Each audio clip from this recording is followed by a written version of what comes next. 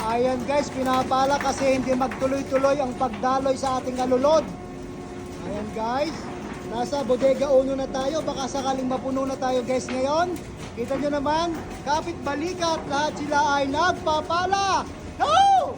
Shoutout sa inyo mga kasibang isda! Deliver na daw kami, deliver na! Ayan guys, lahat sila nagpapala dito para yung isda ay makadiretso dito sa ating bodega. Napupuno yung alulod. Hindi katulad doon sa ating mga pinanggalingan guys, conveyor ang ginagamit nila. Conveyor. So ito alulod lang, tapos wala pang plastic. Dapat may plastic yan eh. Ayan guys, oh, mula doon. First time ko nag-vlog dito sa ilalim kasi laging masikip dito. Ayan, napala nila. Last bodega na namin to guys, last bodega.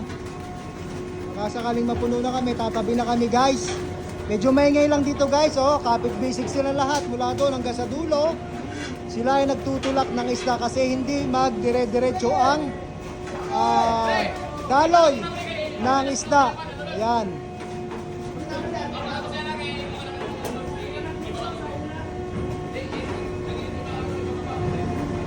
Ba?